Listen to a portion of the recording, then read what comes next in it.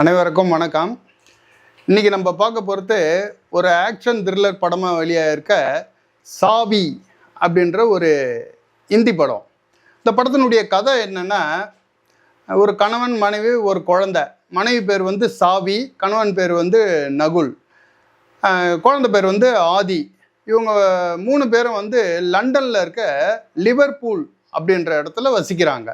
கணவன் வந்து ஒரு கன்ஸ்ட்ரக்ஷன் கம்பெனியில் வேலை பார்க்குறாரு.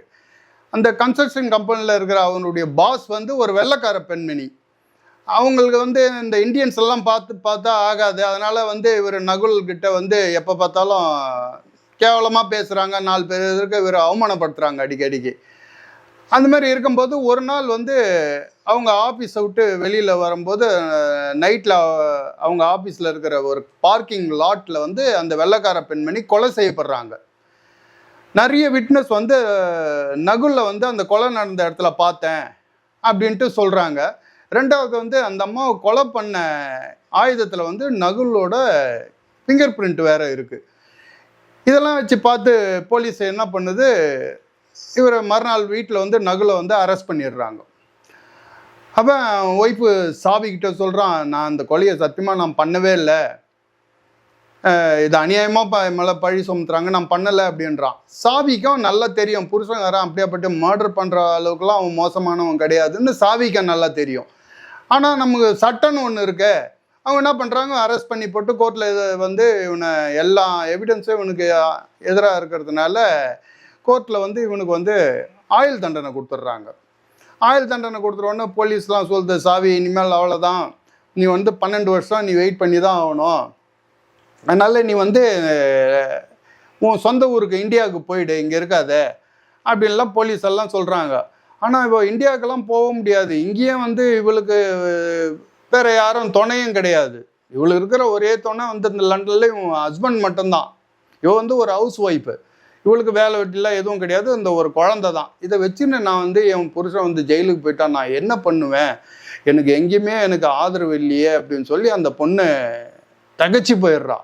சரி, அவளுக்கு வந்து புருஷன் மேலே பயங்கர லவ். புருஷன் இல்லாத நீ எனக்கு வாழ்க்கையே கிடையாது, எப்படியாவது அவரை நான் ஜெயிலேருந்து நான் எப்படியாவது எடுத்துருவேன் அப்படின்னு சொல்லிட்டு எவ்வளோ போராடுறா.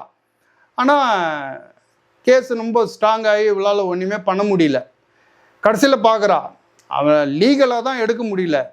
சரி, எப்படியாவது ஜெயிலிருந்து அவனை தப்பிக்க வச்சாவது நான் எப்படியாவது வெளியில் கொண்டு வந்துடுறேன் அப்படின்னு சொல்லிட்டு ஜெயில் பிரேக்கிங் பற்றிலாம் லைப்ரரியில் போயிட்டு பார்த்துட்டு படிக்கிறான்.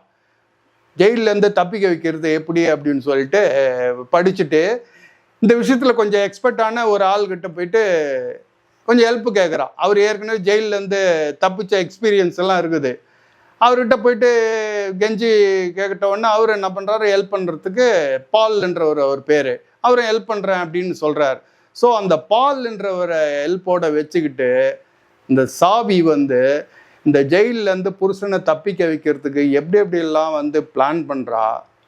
இந்த பிளான் வந்து இவ போட்ட பிளான் பிரகாரம் சக்ஸஸ் ஆகி இவ புருஷனை வந்து அந்த லண்டனோட ஒரு ஹை செக்யூரிட்டி ஜெயிலேருந்து தப்பிக்க வச்சாலா, இல்லை இவளுடைய பிளானை பற்றி தெரிஞ்ச போலீஸ் வந்து கடைசியில் இவங்களை வந்து அரெஸ்ட் பண்ணிச்சா அப்படின்றது தான் இந்த படத்தினுடைய கதை.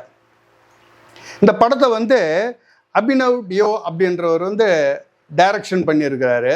ஆக்சுவலாக இந்த படம் வந்து 2008 வெளியான ஒரு பிரெஞ்சு படத்தினுடைய எனிதிங் ஃபார் ஏர் அப்படின்ற படமும் 2010 வெளியான the next 3 days Russell grow நடிச்சிருப்பார். இந்த படத்தினுடைய இன்ஸ்பிரேஷனில் தான் இந்த படத்தை வந்து எடுத்திருக்காங்க. இந்த படத்தில் வந்து மெயின் ப்ரோட்டகனிஸ்டாக வந்து ஃபீமேல் கேரக்டர் தான், இந்த சாவின்ற கேரக்டர் தான் இந்த படத்தினுடைய மெயின் கேரக்டரு.